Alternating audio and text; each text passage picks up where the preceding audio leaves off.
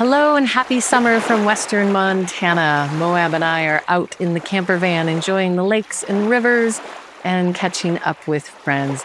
I want to stay connected with you through the summer months and share some Encore episodes from the podcast, a few of the classics. Not so much from our experts in the industry, but the people who have gone through it, who are sharing their stories as couples, individuals, maybe adult children of divorce, hearing what a good divorce looks like, how to do it, what it sounds like. These are the stories of hope, giving you an opportunity for a brighter and better divorce, one relationship at a time. Thanks for hanging in there with me through these summer months. Enjoy the Encore episodes.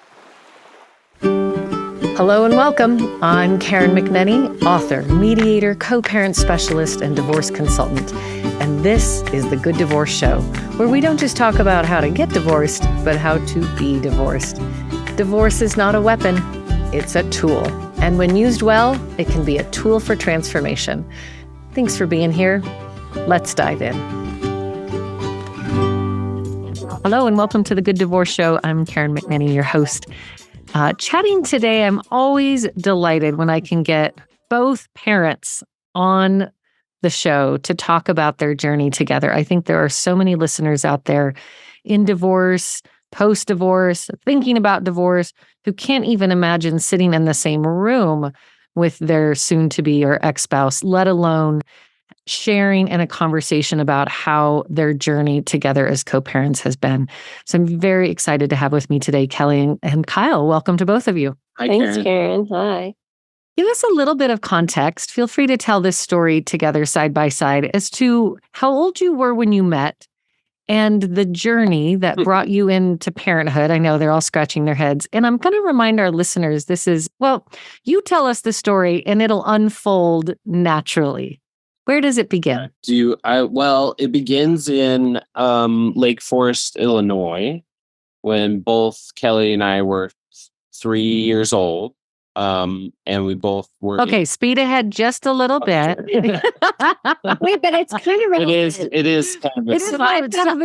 I fell in love with Kyle in outside of Chicago in preschool, and then he moved away in second grade. So that is kind of important because he moved away in first or second grade.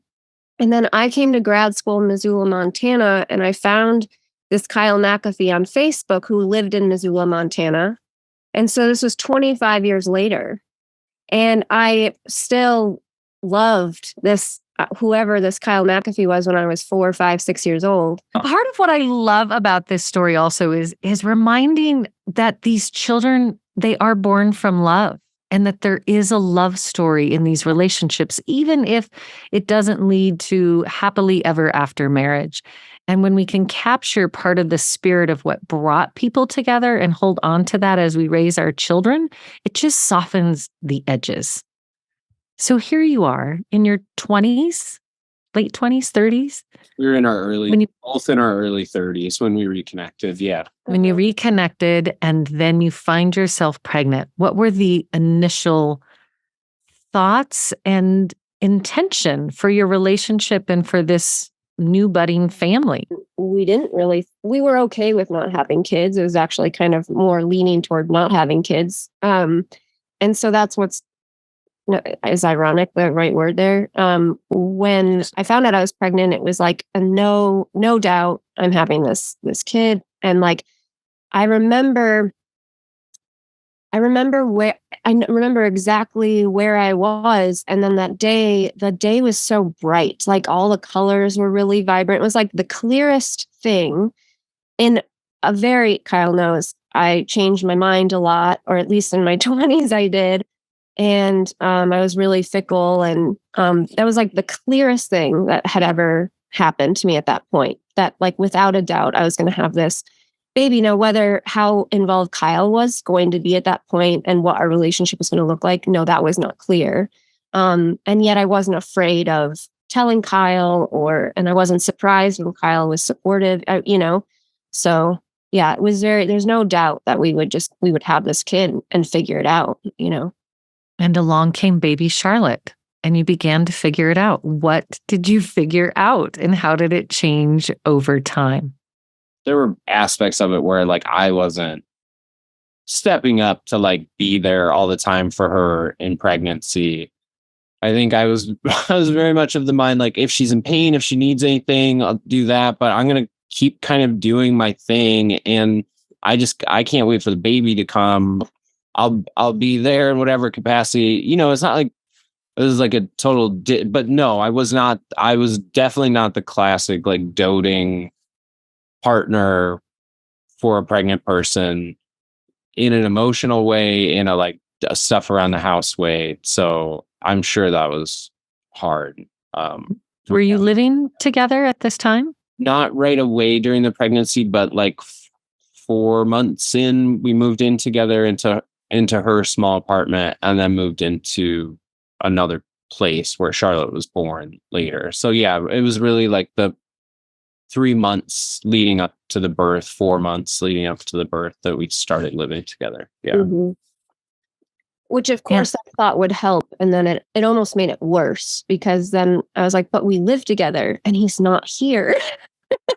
And so it was hard. It was hard. But I think it would have been hard no matter what, So, and looking back on it now, I can totally understand more about Kyle and where he was coming from. And, but yeah, I won't lie. I think that was the hardest part about being pregnant. And obviously parents go through this. You don't get to focus on what your relationship is as much as, or it just totally shifts to what that looks like. So, and we hadn't had ample time to kind of figure it out beforehand. So, was there conversation about marriage, or what was the conversation about marriage? Yeah. I remember talking about it. I remember you had some idea maybe that you shared. I don't know if you're like specifically talking about, and correct me if I'm wrong, but this is my memory of you saying like, I could really see us getting married in 3 years, Charlotte being a flower girl, and like giving time to have this baby, and then seeing how our relationship would grow, and then maybe getting married. And that was reassuring, because then I was like, oh, he's open to that idea. Again, I didn't think I'd get married. I don't know. It just wasn't like, even now, like just marriage is like, what does that mean? So I think, I mean, I know I'm married, but like, I know which comes in the after. But at that time, especially, like marriage wasn't, we're lucky to live in this time where it's okay to have a kid without being married. I mean, that is really the saving grace of all of this, Had we had any pressure from our families to get married, I think we would be really unhappy. Yeah, it'd be a way worse situation. Yeah, probably. I think we'd be really unhappy. Or there would have been really deep, dark years that we barely survived to get to. But yeah, instead, I got to live my deep, dark years separately, and Kelly got to live healthily, and now we're in a pretty good spot. So what was the question? Yeah. Well, what marriage. Here you are on the Good Divorce Show, and it's become clear to me and our listeners, you didn't actually have a marriage. But in terms of legal and exchanging of vows, but you did move in together. You did have a child. And for about 1.5 years, you were under one roof. Mm-hmm. And then there was a formidable walk one day, talking with one another. What occurred in the decision-making from maybe in 3 years we'll get divorced and our daughter will be our flower girl to married. Oh, yes, thank you. Married. She'll be the flower girl. The flower girl to divorce. That's a whole different paradigm. I like that. Yeah, that's wonderful. Maybe we should be having more ritual around divorce rather than it being in the shadows and in the shame and only in the courtyard. And we have guests on the show who talk about their celebration and their ritualizing of their ending and their completion. So how did that go down for the two of you?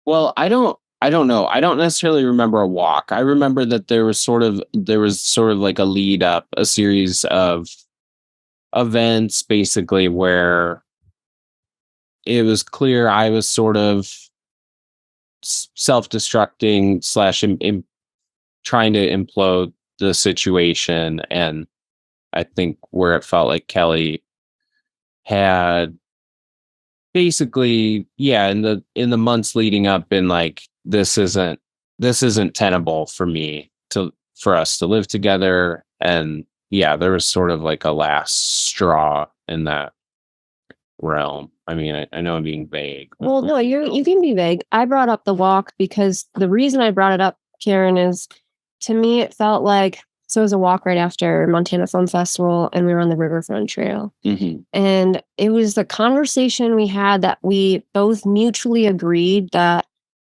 we wanted to separate, that we were okay. Like, it's like we accepted who we each were in that situation. And I just remember feeling great relief that it wasn't totally one-sided of like who's ending this relationship. And I really do think that that's the beginning of our co-parenting and our friendship, because it's like I was heartbroken, I won't lie, but I was like, okay, Kyle is telling me that he doesn't want to change, and I'm accepting that, and I'm accepting him for who he is and where we are right now, and we're going to move forward. And I just remember that's like a very intellectualized way of looking at that, thinking about that walk. But to me, that was a huge marker for me, at least, of like, we're both on the same page. We're both admitting our, as it wasn't all Kyle, we're both admitting like where we're at and what we need and what's not working. And it was mutual. Yeah. Yeah, totally. No, you're right. I don't maybe remember that exact walk, but I remember that moment or coming to that together. But also it was kind of always on the table, I think, just because we were logical about it throughout the pregnancy, where I even remember asking our midwife early on in a first meeting with her, like, do you know couples that do this without living together? Because I think we had just moved in, and it was like, instantly it was like, oh, fuck this. Oh, sorry.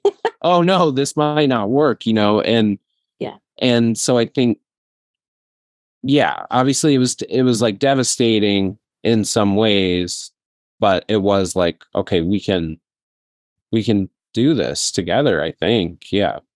So. We can love our daughter, raise her together, be kind to each other in that process, and not get married and not live together and not get married. And this is where I'm curious about, the two of you got to kind of jump over a part of what can be a really devastating impact on the family and the children of navigating the legal path of divorce, which you certainly went through an emotional divorce.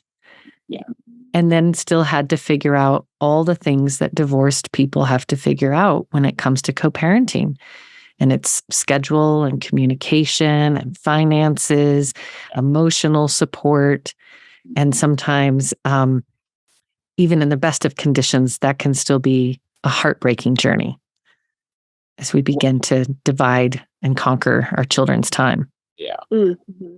Well, and I think, like you said, the shoot, now I just lost the thought in my head. That we got to skip over a part. I think that's very right in that, and maybe sort of makes us a unique source of like advice or insight, because, and unique in that it's not going to apply to everyone, because, right, like we didn't have the big background of, either a really great relationship to look back on and be like, oh, but that's how it used to be, I wish it was still like that. We didn't have that, but we also didn't have the groundwork of vitriol and pain and, horrible stuff. So like when we got to that point and we were like, okay, this isn't going to work, we weren't stepping out of a huge jungle. It was more like a tangle of like wires, it was like, it wasn't such a huge task to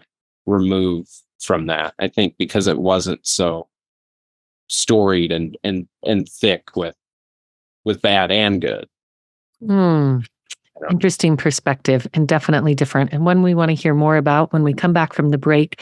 We're going to continue our conversation with Kelly and Kyle, successful co-parents existing beyond the marriage and divorce paradigm, but with lessons to teach us of how we can do the very best as we connect and communicate with one another on behalf of our children. Stay tuned. If this conversation is resonating, there are tools to help you put it into practice.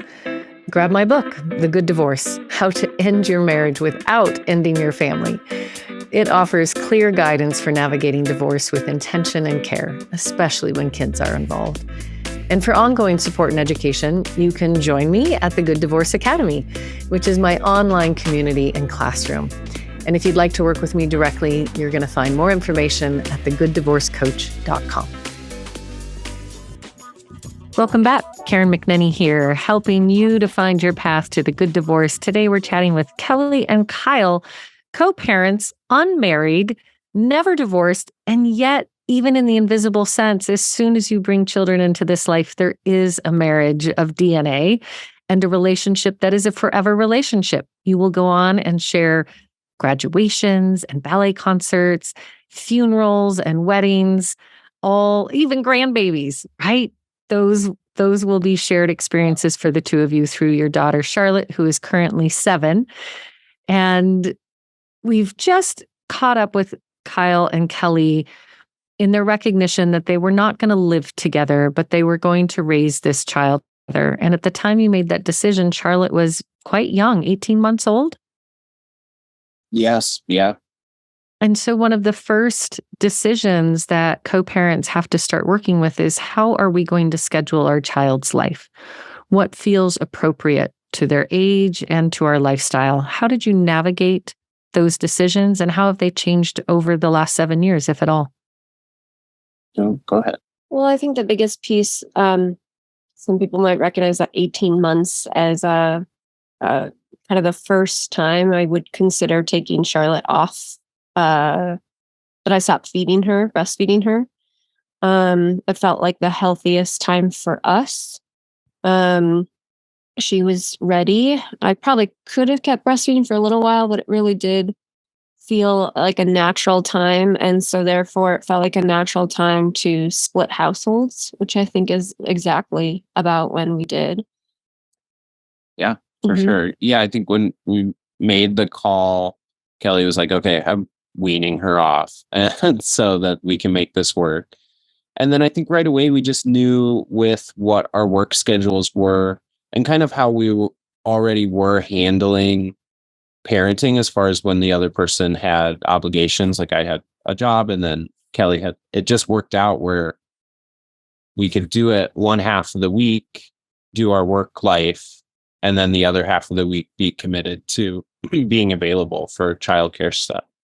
Obviously when we lived together, there were times when we would all be together, but this would just be that without that, basically. So, we just decided we were going to split the week in half, which also was like a co-parenting arrangement this comedian who I really liked had openly talked about. And I was like, that just sounds so good, to split the week in half, because you don't have to go too long without seeing them. And you also aren't carrying a big load, especially when she was 1.5, 2, where you're going 10 days in a row, which you can burn out as a solo parent with a toddler, I think. Absolutely. Like, not even a think. That's a truth, Kyle. Yeah. Those little ones can run you hard. And Kelly, how was that adjustment for you, again, emotionally, beginning to wean your daughter? They're young, not having, the bedtimes and the storytelling and the morning snuggles, for both of you shifting into that 2 household, which I think maybe when I even think for myself and other families I talk to, that's one part grief. And then there's also relief. There is some time, and sometimes we're shy about talking about the respite, which all intact families, I would encourage to find respite for both parents on a regular basis. And when we live in two homes, it kind of gets baked into the bread automatically. What was that journey like for you, Kelly? To be honest, it's so long ago now. I do remember absolutely missing Charlotte. I mean, for sure. And yet I think I remember respite more. And I knew pretty quickly that I wasn't a full-time mom. I knew I liked having time to myself and to still be working and be creative. And I truly believe that does not mean I love Charlotte any less than parents who are there full time. But I think Charlotte's a very physical child, so she was extremely attached to me, not just when she was breastfeeding, but also just like in general. She was always touching my boob. Always, Her hand was always down her shirt. And she started doing that to Kyle. Like, she's just a very touchy person, and I loved it. I loved it. But in general, I'm not a very touchy-feely person, so that was a character change for me. So I think I found respite in having my body and my space, even at that early time. I am sure that alone time, I definitely didn't relish it enough where I like wanted to be alone, because I jumped into a pretty serious relationship right about that time. And because I'm not a person who like wants to live alone. Um, so that's interesting, and I'll have to think a little bit more on the timing of that, and Kyle might have some insight on that as well. But as far as Charlotte goes, I definitely missed her. And I think the hardest part was like she's still so young and she's still so attached to mom, and Kyle can probably speak to this, but it did feel a bit challenging when we had to do this switch. For her, maybe I think transitions can be disruptive. Yeah. Absolutely. I think there were times. I think honestly, the earlier switches where she was like 1.5, there was less cognition on her part what was going on, so those weren't brutal. But I think like a little bit later, like a year when she was in that 2 to 3 age, those were kind of the worst transitions.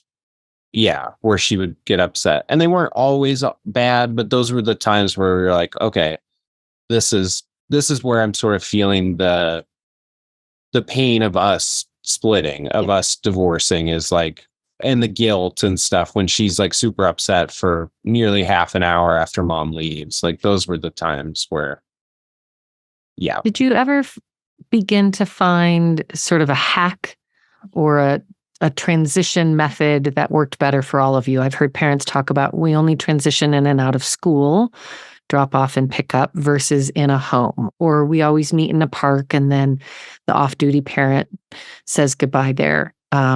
No, we never did that. I feel like that feels so weird. I hate to judge that, but like it always felt better to do it in one of our respective homes, because that was just a safe place for her to kind of do her thing. I mean, I guess maybe it would have been smart so that she didn't get so upset, but I just felt like if she's going to be upset, I want her to be at home and feel safe. And like, no, I think at least for me, the tactic was just like, this is my responsibility to sit with this and to be as patient as I can with this. Because ultimately it was my fault or our fault for deciding to have a kid after dating for 3 months. I felt like I've got to pay this debt, and so, however long she's going to be upset after mom leaves. But yeah, I think you bring up.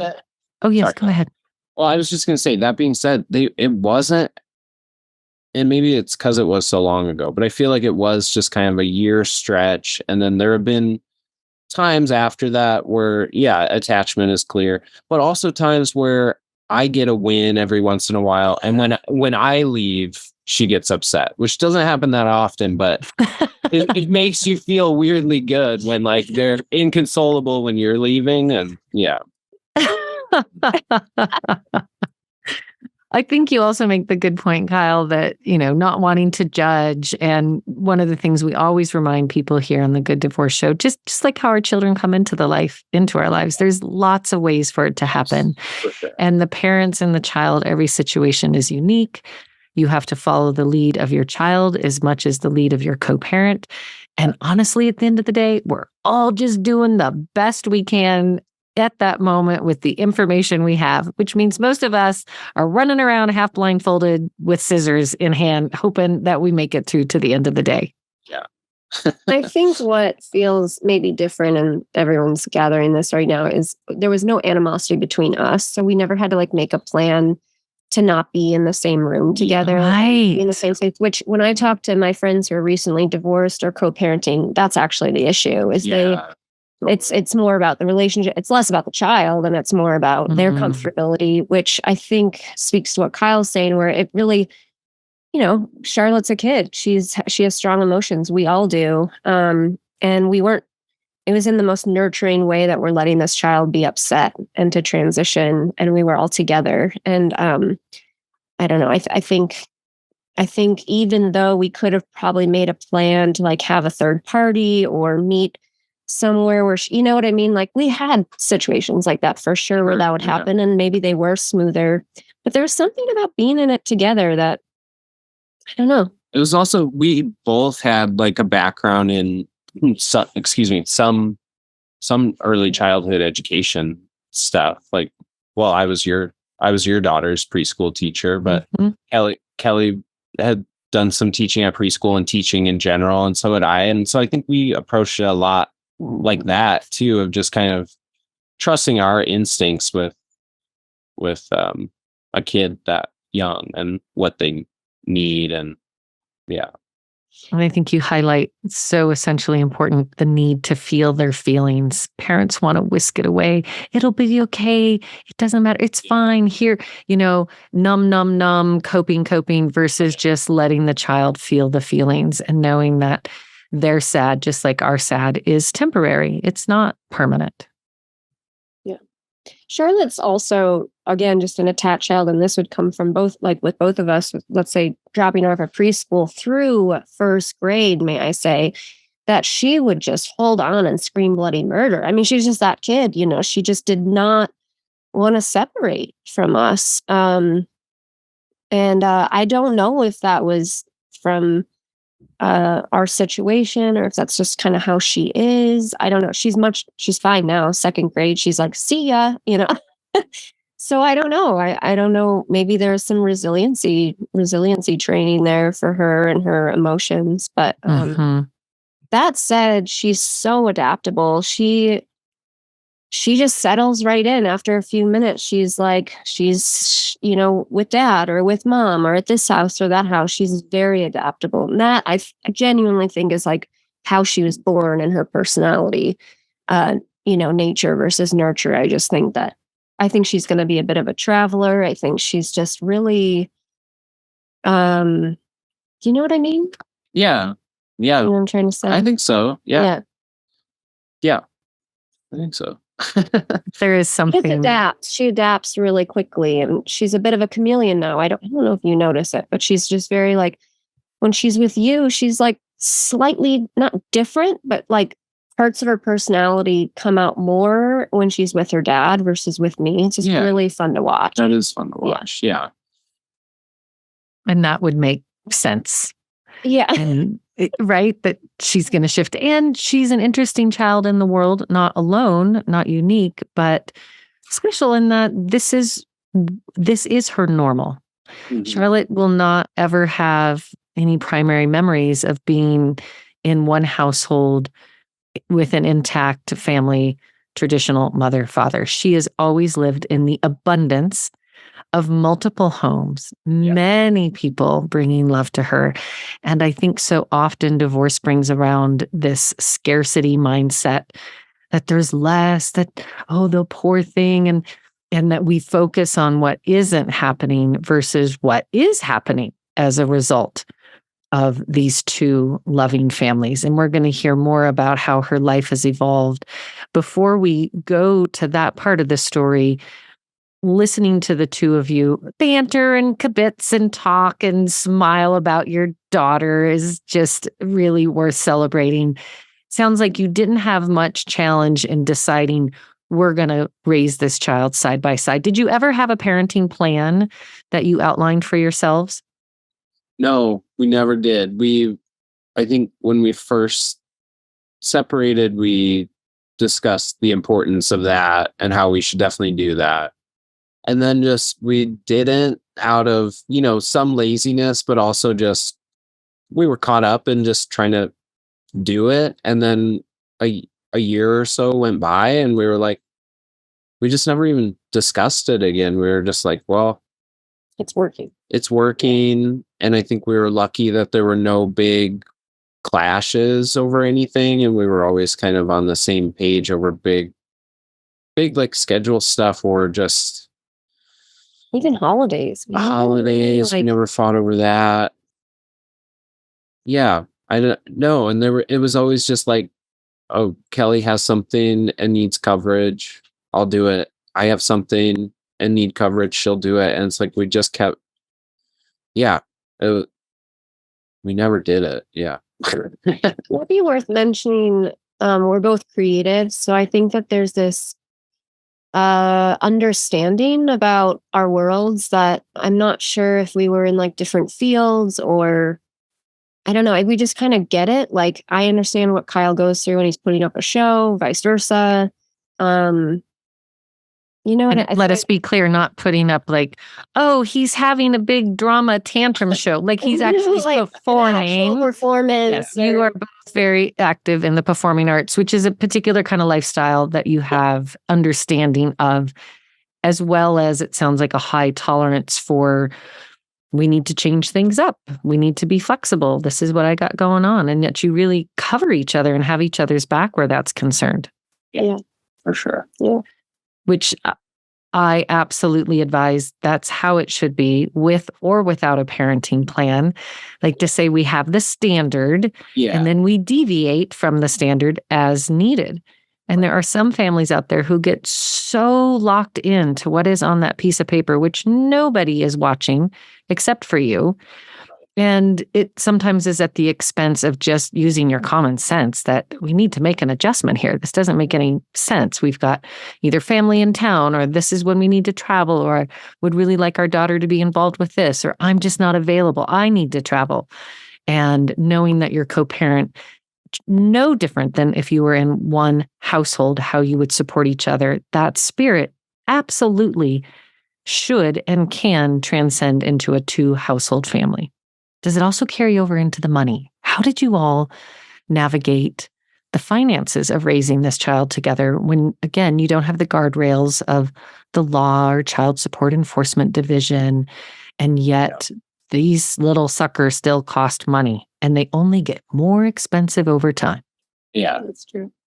Yeah, I mean, I think I was really lucky in that Kelly figured out a lot of the financial stuff, as far as the insurance, the doctor checkup, the dentistry stuff, we didn't do much extracurricular stuff in the first 3 years of her life. We did no preschool. We did no paid daycare, childcare for the first 3 years because of the way our co-parenting schedule worked. Like we hardly used babysitters, like, ever. And so it was cheapish those first 3 years. And so there wasn't really much to discuss financially.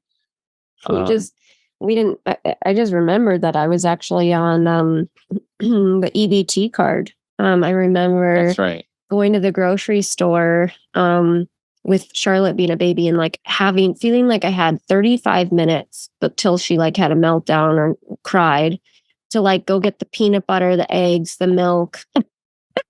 I qualified for Medicaid because I wasn't working. I was working only a part-time job. And I really think that the Montana system, at least, is amazing. I mean, still, she's on Montana Healthy Kids. It covers her dentist, doctor's appointments. It's incredible.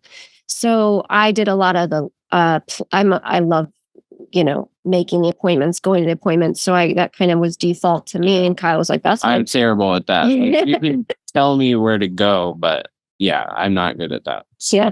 So there was just this natural balance of responsibility, and financially, I do have a cushion that I was allowed to take a little time off. And also I claim Charlotte on my taxes. So I get the childcare credit, which that justifies me paying for the extracurricular activities like gymnastics and ballet and all of those things. And that so far is really all we've had to manage, aside from the day-to-day. When Charlotte's at Kyle's, he covers all of those expenses like groceries and whatever, and vice versa. So it hasn't been an issue yet. It might when she's older and there's more costs. Like you said, they get more expensive, which I totally already know.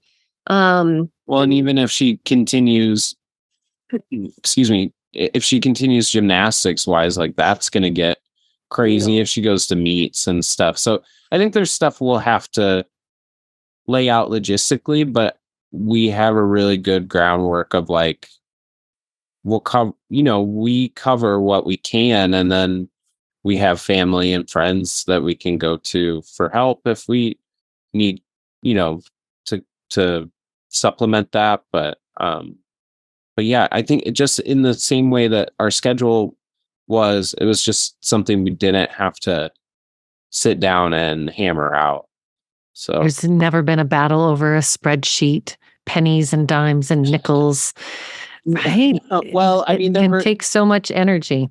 There were preschool contribution payments where Kelly was like, "You're 4 months late on your pay." So, and I was like, "Sorry."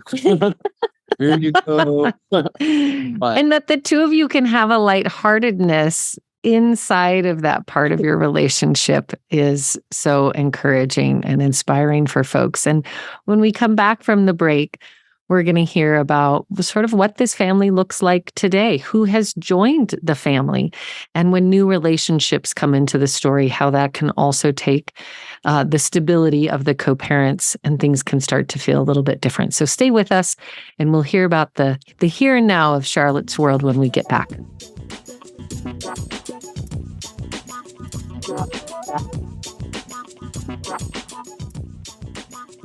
Welcome back to the Good Divorce Show. Chatting today with Kelly and Kyle, co-parents to Charlotte. And this is a journey unique in that there was not a formal marriage, therefore there was not a legal divorce, but we all know if you're sharing a baby, you're sharing a life. So how do we do that in a mindful, intentional way? Kyle and Kelly have found a path over the last 7 years of their daughter's life to support each other and respect, to laugh and celebrate. Well, one of the things that many separated couples have to navigate is the arrival of new partners and new individuals. And that can happen at different times, under different circumstances. But at the very least, I think we can all agree that it is not to be understated that it is a significant shift for the whole family unit. So when and how did new partners start showing up? And what was the impact in the introduction with Charlotte? Kelly, maybe you should start. She did. She did. She was the starter of the new partnership. It's funny, I kind of marked this time after I split up because I opted to leave. So it was really quite soon after we broke up. Is that how you remember it? Yes. I'm pretty sure I had coffee with Mike in November or December. And we broke up. We really officially kind of broke up in October, late October. That was fine with me, honestly, that they started dating pretty much right away, like the next week after we were split. But yeah, but no, I never honestly had an issue with Paul. Here, can I tell you what I think you had an issue with? And then you can say if this is true. Sure.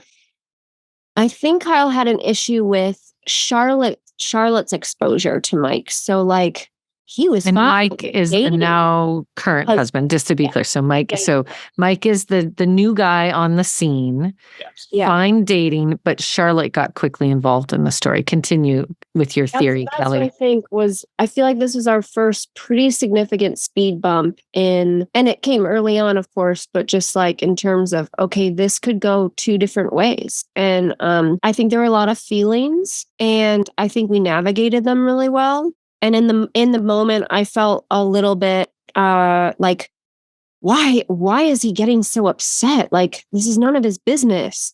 And yet now in retrospect, I'm like, oh, of course, I totally understand. So it got a little heated. Yeah, I think what it was, you always wanted to have a partner in your life. And I think honestly, I've sort of fought against that my whole life. So I think that was part of it. But yes, she was so young. She was a year and a half, and being exposed to another male figure, I was like, she might even get confused who her dad is, And like, she gets up from a nap and he's there, and I'm like, no, I don't want that to be happening right now. Mm-hmm. Kelly proposed them moving in together pretty quickly after they started dating. So they had only dated for like maybe 2 months, 3 months. And she was like, I think we're going to move in together really soon. And that was the point where I was like, we need to pump the brakes. I'm like, can you please hold off a bit longer for these reasons, copping to like my emotional entanglement about it. Like she said, it's mostly about Charlotte's exposure, but there was still some, like, I think some jealousy and some attachment to Kelly then, because it was still so fresh. And, I had he was saved in my phone as douchebag for a couple of years.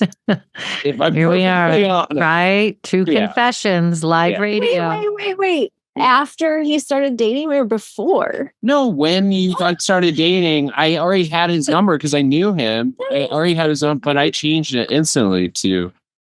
Wow. Okay. It was like that douche or douchebag. Yeah, it was really mature, really mature this thing. But that's really funny. I don't think Mike knows that. I'll have to tell them. No, he definitely doesn't know that. Well, let's not tell him about this conversation. My goodness. That's really funny. So you did pump the brakes, Kelly. You did. He split the difference. So I was like, wait 6 months. She waited another 3.5. So I felt like it was again sort of like our like it was meeting in the middle on something. Yeah. So how's the douchebag currently, Kyle? How has this evolved over time?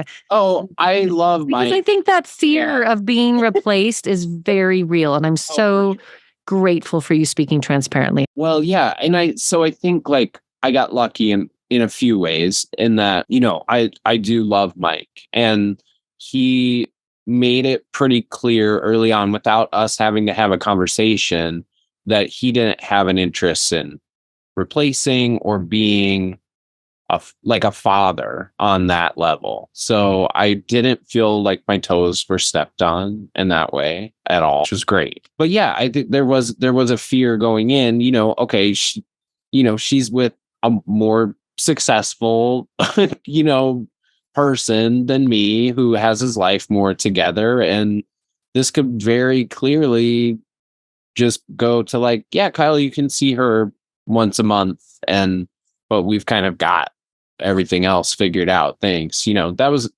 a fear in there.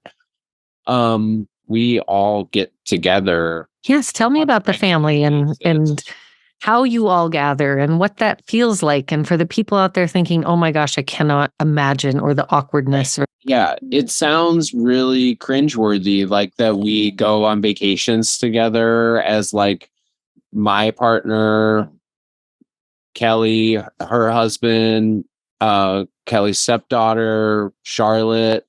Like we're all walking the streets of Chicago together You've done this recently? On a family vacation. Yeah, we did it last summer and the summer before. But we get together like every other week and have a movie night. Yeah, and dinner. And conversation. And we've been doing. I mean, we're all creative, and we usually like roast the movie that we're watching. But I think it feels pretty normal for Charlotte because we've been doing that now for like a couple of years. So Melanie, Kyle's partner, has been a huge influence in our life because she's become really close with my stepdaughter Viv, where they do things together on their own. They'll go to dinner or have a movie night at Melanie and Kyle's house. She's just been a huge support. And Mike and I got married a year and a few months ago. So before then, everyone like knew who everyone was, but there was a little ambiguity around it.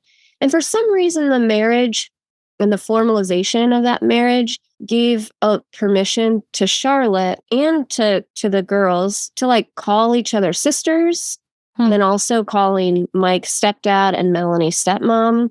So that was kind of like, I mean, it doesn't really matter. It just like, it kind of felt interesting that marked a time where it gave permission for people to like make those distinctions. Other than, I think Charlotte's like, this is my family. I've got these sisters, and this is my stepmom, and I have two moms, and I never felt what's the word?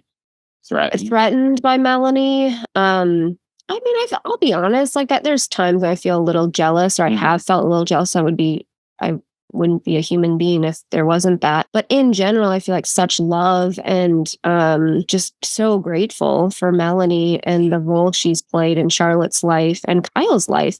To be honest, Kyle would be such a miserable bastard if he wasn't with Melanie. And so, no, I'm just kidding. No, but I feel like really like how amazing that you guys have been together. What did you say? 2.5 years, and more people to love Charlotte is what it sounds like you've done. You've just collected a village of people who love Charlotte. Yeah. What prompted you all to start a conversation and to follow through with a commitment to vacation together? I think this is a really well, the first time we did it was in going to Chicago for Kelly and Mike's marriage celebration, basically celebrated by her family there. So that was the first one. And we're like, Melanie met my whole family. Yeah. Melanie, it was. I think we just I don't know. I think we had done movie nights and done enough like hang out as a whole family. And like, we knew we enjoyed that. And we knew that it would probably be really fun to make, a vacation work like that. Yeah, it was. And Kyle still has family in Lake Forest in that area. So we both have connection there. There's like a reason to go to Chicago, but we've talked about going to Mexico together. We've talked about going to San Diego together. Like, I think that this is kind of the beginning. Chicago is a really nice ritual. And I like that Charlotte can see her grandparents. And by the way, grandparents on both sides. She met her great grandma in Lake Forest, Kyle's grandmother. And even when Kyle wasn't with me, I would go see his family in Chicago and bring Charlotte and make sure Charlotte saw her dad's side of the family. It's deep. It goes deep, I think it's rare and beautiful and really special for Charlotte. Yeah.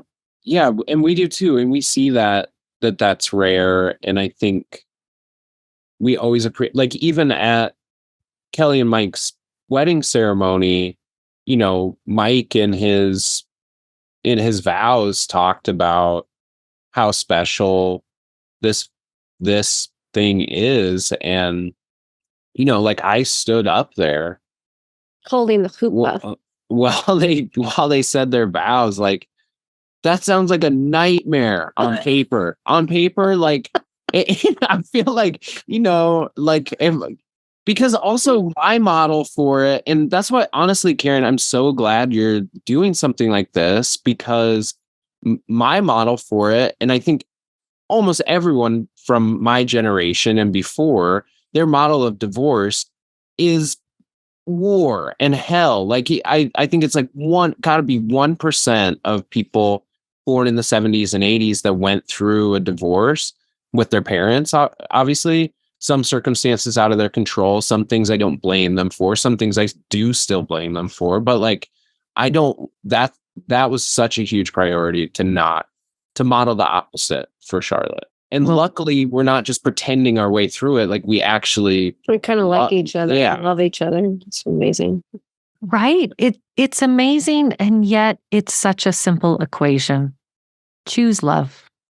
Just choose love and write the story. And in your case, Kyle, you're rewriting the story and you're changing the cycle, which is exactly the pursuit of the Good Divorce Show, is to highlight stories like yours so that other families can have an imagination for the things that sound terrible on paper. But if you give yourself a chance, you can actually create a really beautiful family, even beyond the bounds of marriage. I've been so delighted to have both of you chatting with us today, opening up your heart and sharing the love, not only that you still have for each other, but most importantly, the love that you have for your daughter, Charlotte. Thank you, Kelly. Thank you, Kyle. Thanks, Karen. And to all our listeners, here's another good example to remember. Everything will be okay in the end. And if it's not okay, it's not the end.